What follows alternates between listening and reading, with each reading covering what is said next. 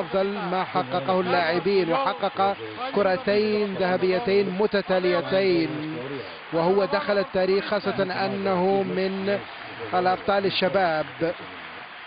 إذا بهذه الصور بدأ احتفال البارسا قبل هذه المباراة مع ثلاثي نيستا تشافي وميسي بالكرة الذهبية مع كل الزملاء، وصورة تذكارية طبعا مهمة جدا لهذا الفريق مع هذه الجائزة التي نالها ميسي. طبعا ميسي ليس بإمكانه أن يفوز بهذه الجائزة وحيدا، بل هو بحاجة للمجهود الكبير لكل اللاعبين في هذا الفريق، وهو يعرف ذلك تماما، ودائما يعني يهدي هذا الفوز لكل الزملاء، كل جائزة.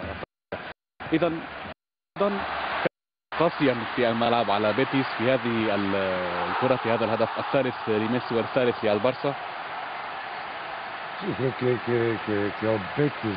بالفعل بدأ بيتيس في الشوط الثاني بفتح المجال أمام برشلونة. بطبيعة الحال برشلونة لا يرحم، كلما أتيح تحتم أمامه الفرص. جاء هذا الهدف المميز لتمريرة من تشافي، وميسي ينهي اللقطات على أفضل حال، وكلما تحرك بطبيعة الحال فإنه يترك عدد كبير من اللاعبين ومنهم كاستو.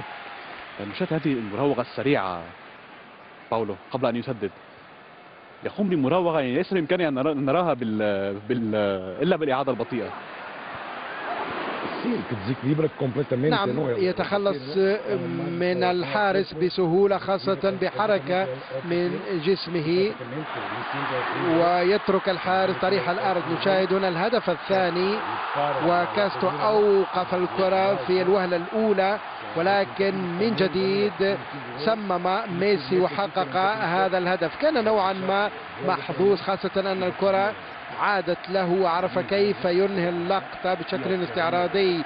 ورأينا هنا غضب الحارس كاستو الذي كان قد قدم مردود كبير، ولكن رغم ذلك خرج ب5 أهداف. أثبت